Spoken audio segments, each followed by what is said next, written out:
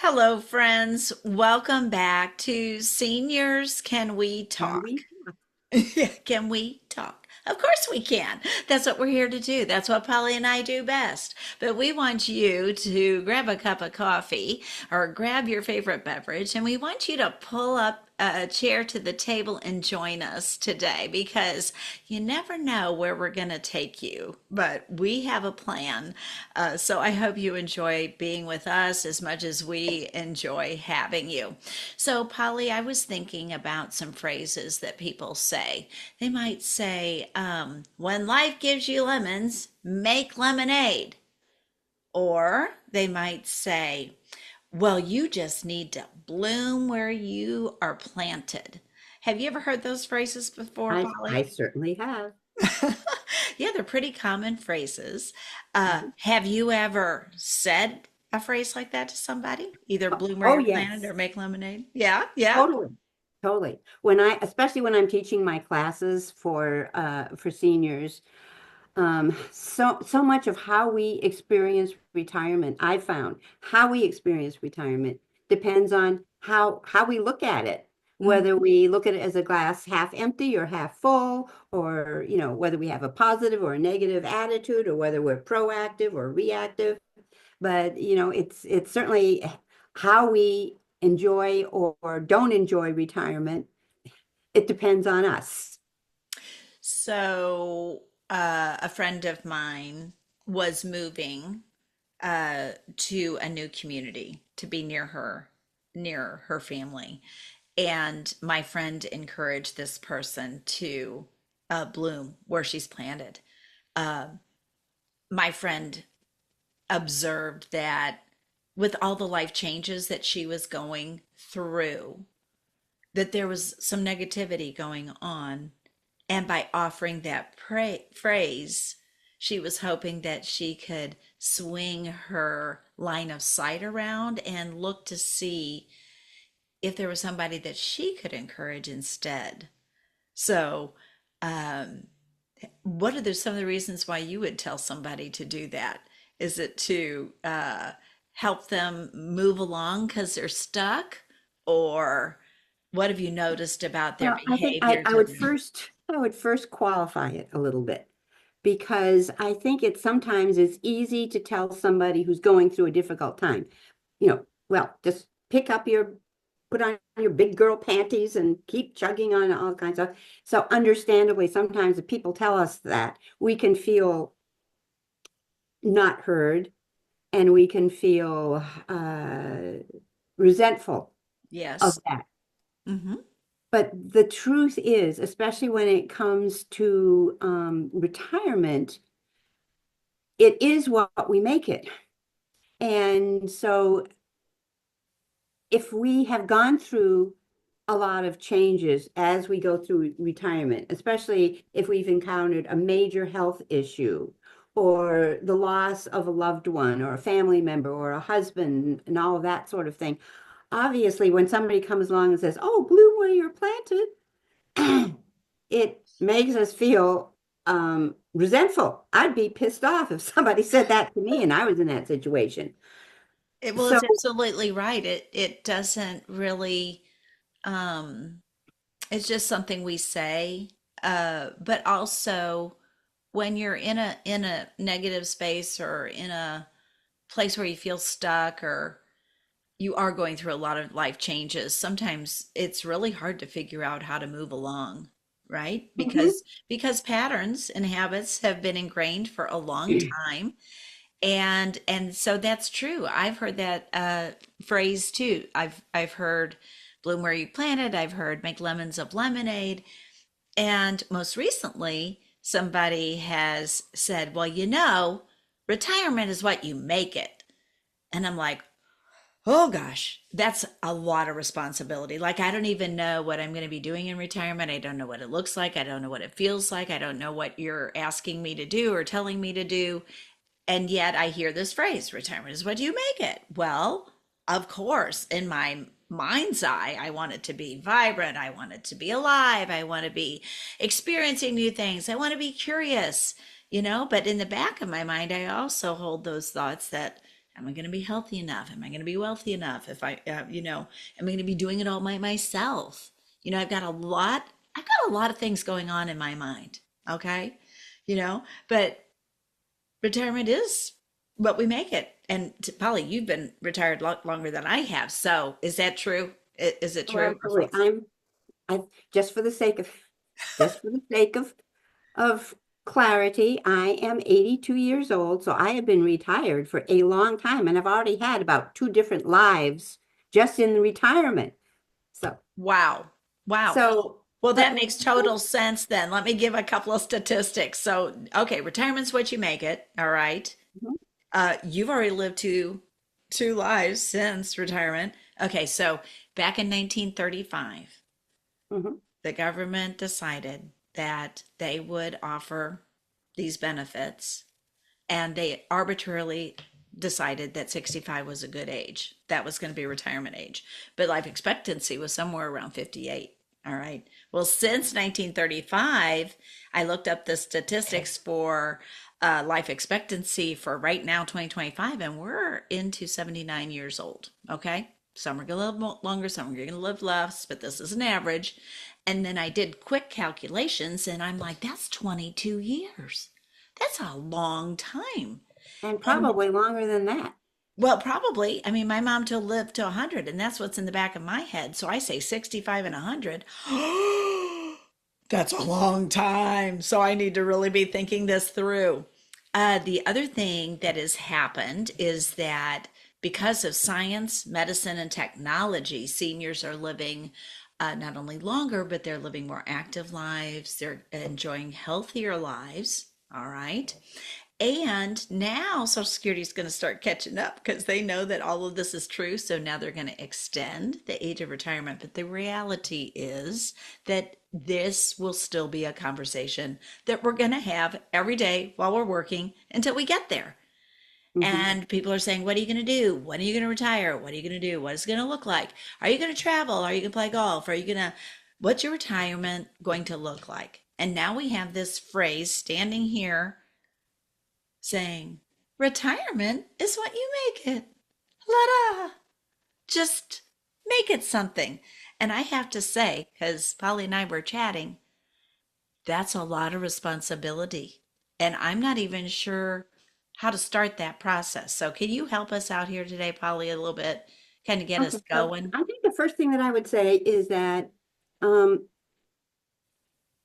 one of the things that's come up from a science point of view, I read an article recently that said so much of the quality of mindset, the quality of retirement has to do with the quality of our mindset. Do we have a rigid mindset that welcomes growth and opportunities and exploration and trying new things, or do we have a rigid mindset?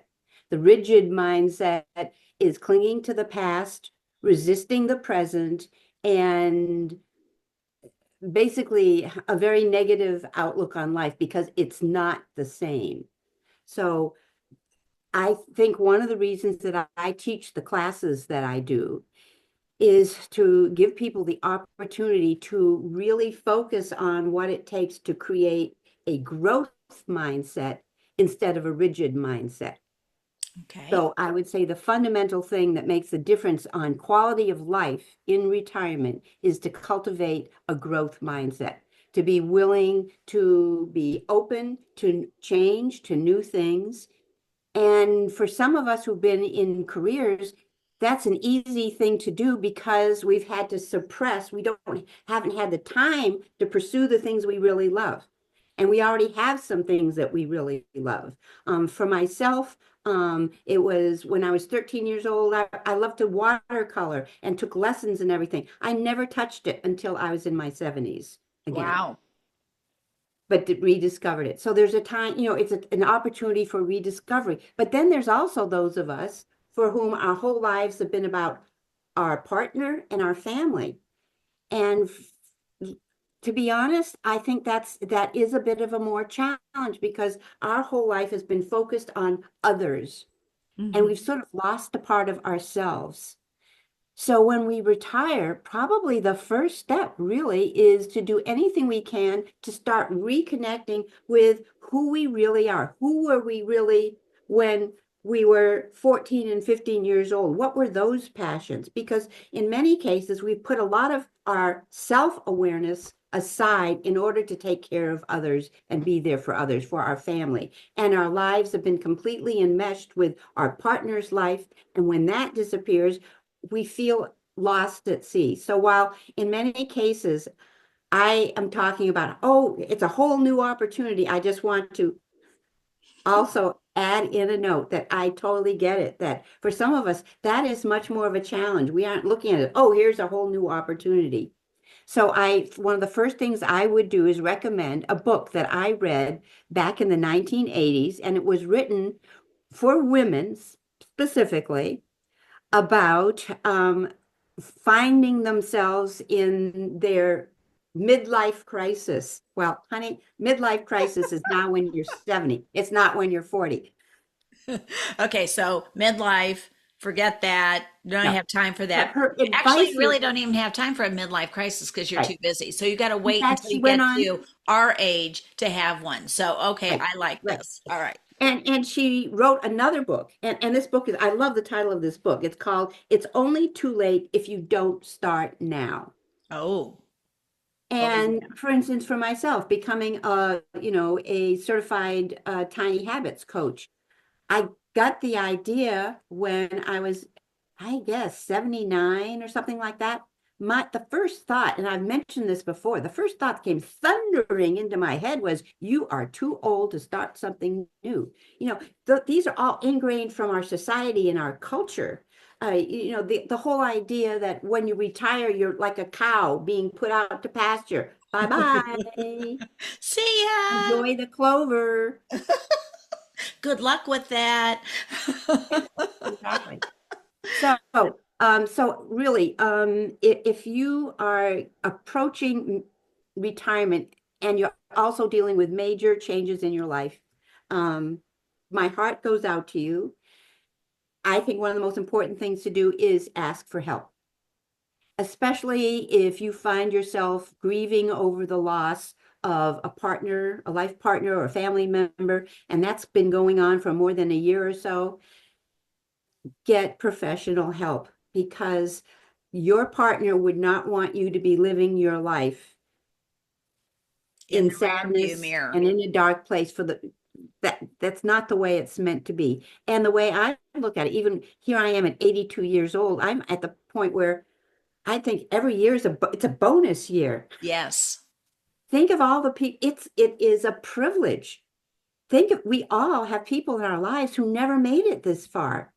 So we really owe it to life and to something larger to be a contributing part of society in whatever small way we can, especially nowadays.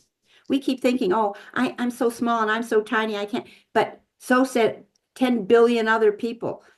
And how Yes. different life can be if we all, you know, pick ourselves up and look for ways in which we can contribute to others and ways in which we can enrich our lives. Because when we enrich our lives, we're also enriching everything else around us. When we are pulling back, then we are creating a space where everybody else has to come in and somehow take care of us. We're taking energy from others instead of giving energy out to the world that needs it. Yes. So one of the things I was looking at as I was contemplating retirement is the phrase existing or living. And do we want to exist or do we want to live?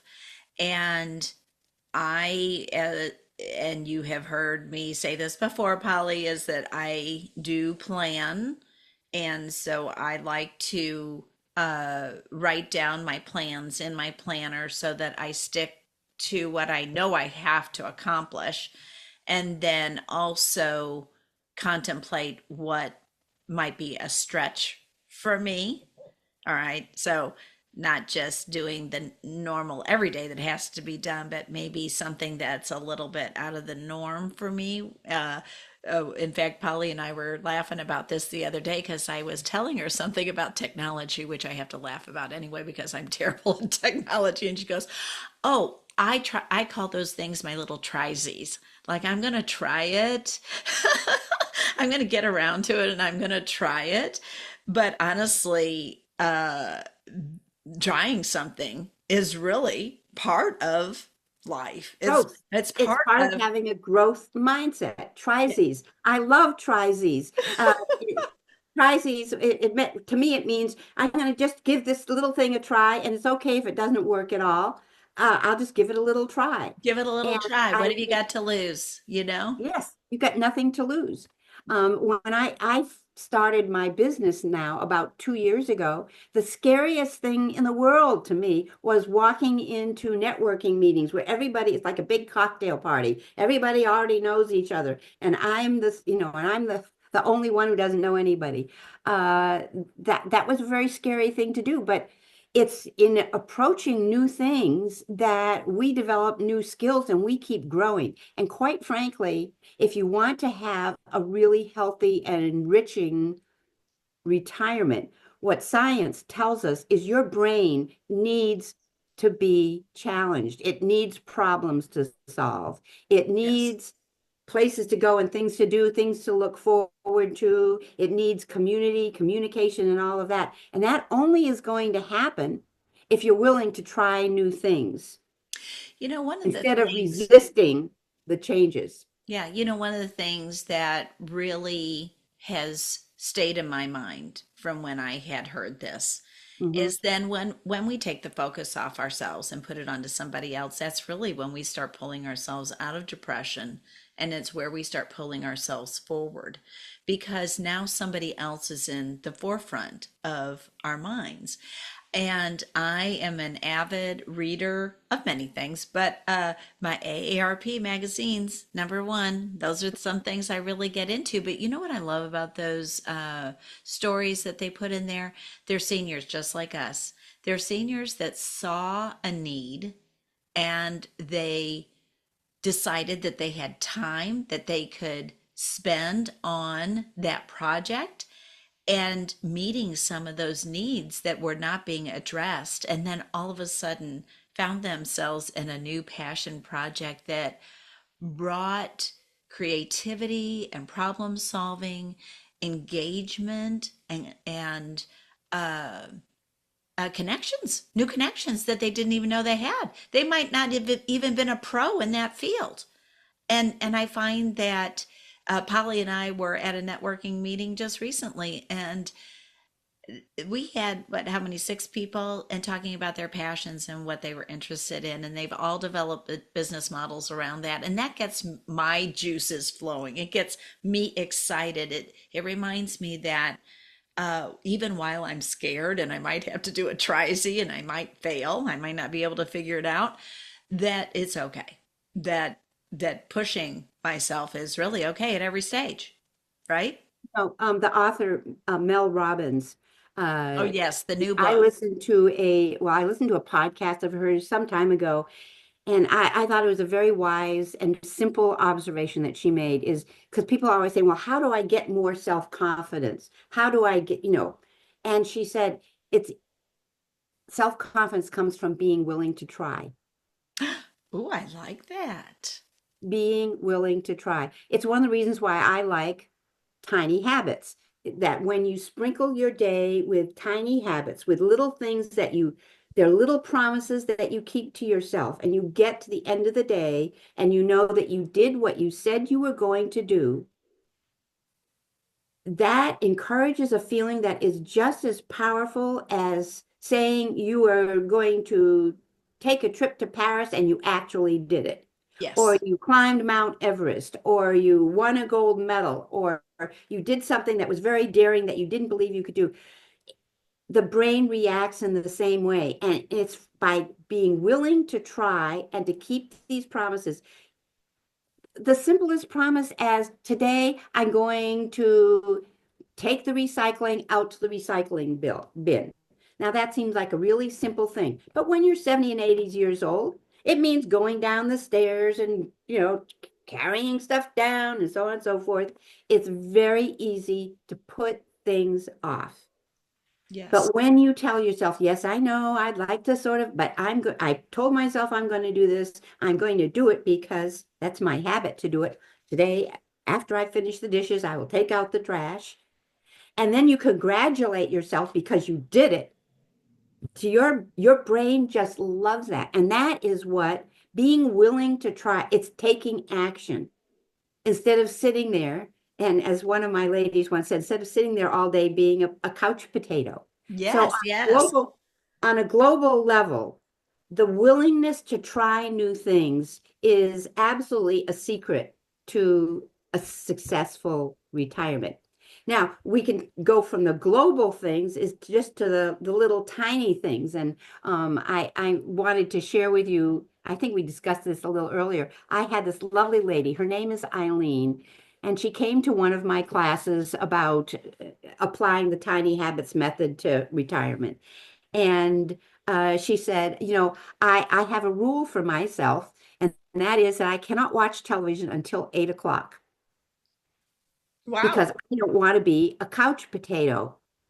And maybe that's sort of a microcosm of how you live life. Do you want to be a couch potato for all of your retirement? Because if you do, you're guaranteed to get sick quicker, be Yes. more depressed, and be unhappy with your life than with somebody who's willing to give something a try. So she really inspired me because I looked at myself. Yeah.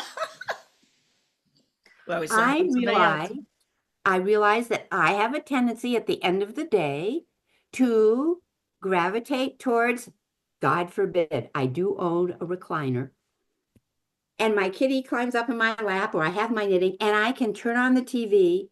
And this is the strangest thing. I can go through, there's all these movies on all the different channels, and there's all these different, and I can't find anything I'm just scrolling through, or even worse, scrolling through my phone on TikTok or Facebook or whatever. And I realized, boy, that's really a dangerous habit. I need to be more intentional about how I live my evenings, just the same way we try to be more intentional about living our lives when we're in retirement. Hmm. So I thought I need a new tiny habit, and this is my new tiny habit. At lunchtime, I will make a decision about how I'm going to spend my evenings. And a little sidebar here. When we reach the evening and we find ourselves really hard to focus on things, that is not because we're old. It's because we are decisioned out. We've made decisions all day long about following through on this and replying to that. We've made all it's just fatigue of making decisions. Right. And you ask somebody who's 35 years old, they face the same things because we are nowadays deluged with so much information and so many opportunities that by the time you've been up for 8 or 9 or 10 hours, you are fatigued about making decisions. So this doesn't just apply to retired people like us, little No, old ladies. no. Okay.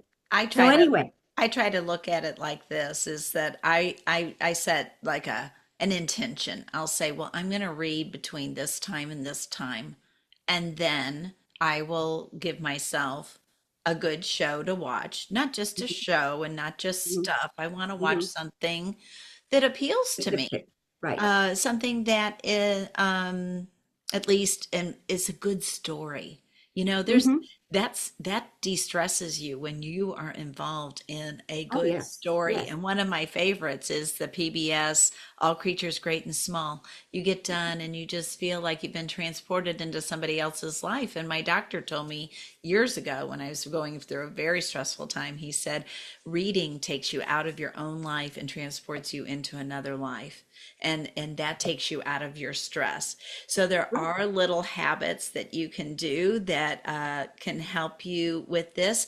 Now, Polly's not the only one who has taken up painting again. In fact, Winston Churchill did that. He took up painting and was quite the painter. And Mhm. you know, we have a president in recent history Yes. that took up painting, and that Right. is George Bush. And I am Mhm. always amazed when I hear that and see that, because I unfortunately do not have that skill set. I admire it in others, but I really love music and I love the arts and I love ballet and dance, and challenge myself with new routines. I just found a lady on YouTube that does bar. And of course, that incorporates the beautiful music that I grew up loving as a child, that I really respond to deep in my nature, as well as ballet terms, ballet movements. And you know what? I feel like $1 million after I do that exercise. But honestly, I didn't have time to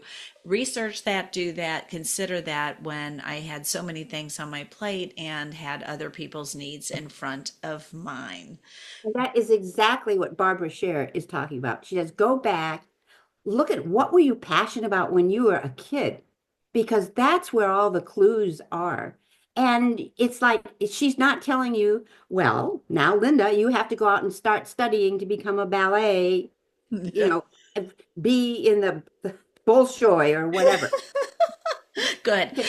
But take lessons and be involved with whatever it is you like. And it's amazing when you follow a passion, it leads you to so many other benefits. At one point in my life, in my retirement, I really got into scrapbooking. And what amazed me was that scrapbooking was not just about scrapbooking. People had these scrapbooking weekends, an Yes. entire weekend where everybody's getting together, and it was a whole community kind of experience. And I think there are groups, no matter what your passion is, there are groups. Like I went with my sister yesterday, and we took a whole day long workshop doing watercolors. See, here's my watercolor Isn't that that beautiful? I did. I love it. I love it. But I haven't really, I hadn't touched watercolor for years. I didn't have the time to do it. So that's the beauty of following your passions when you are retired. It is discovering, being willing to try new things, tries of Trices. any kind of sort, Yes. and finding things that you really love.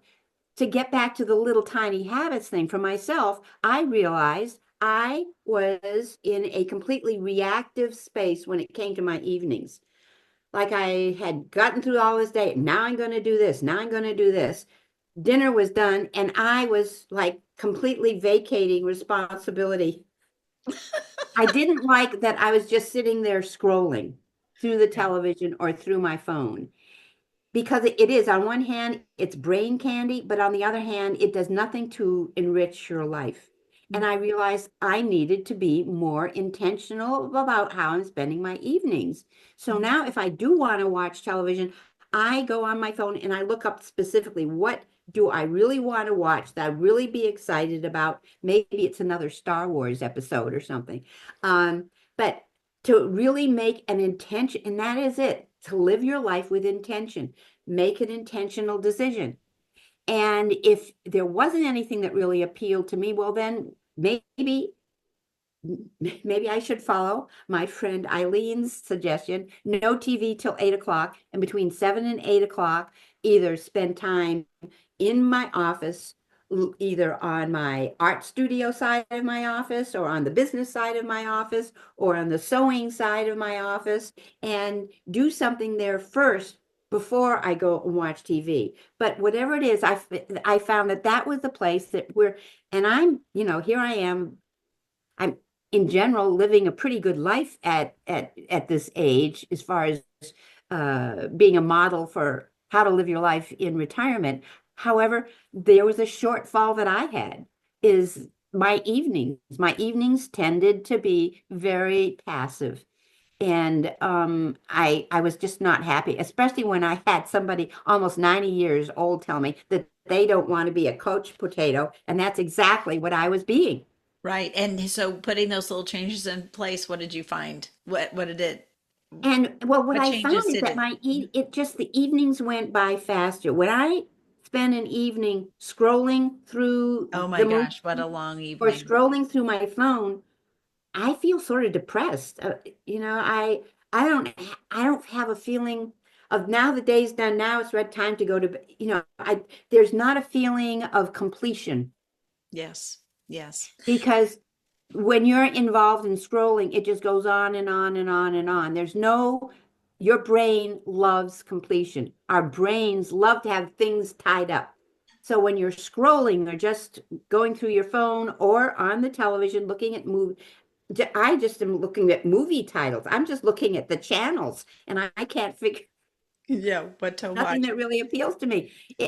You know, that's just that I've set up a bad strategy for myself, is Well, what I'm it glad is. you're pointing it out, because so then we can do a try-Z ourselves and we can Yeah. try to do it better and Mhm. then see if we like that and how we feel at the end of that. If you don't like And it, you don't have to keep maybe doing it. that is the way. Maybe that's the way to look at, we're giving you all these insights about now is the opportunity to try new things and to go back to your childhood and look for passions and hobbies that might be really appealing.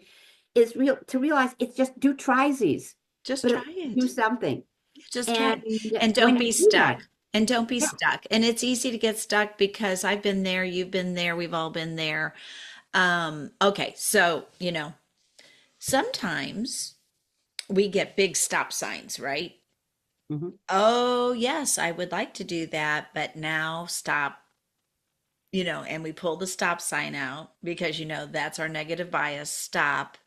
And we're like, well, you guys are going on and on about passion and finding it and doing this and doing that, being intentional, getting unstuck, making retirement what you want. But what if I start these things, but my health changes, or, what if I can't fulfill that responsibility, or, like, and then you get into that anxiety thing.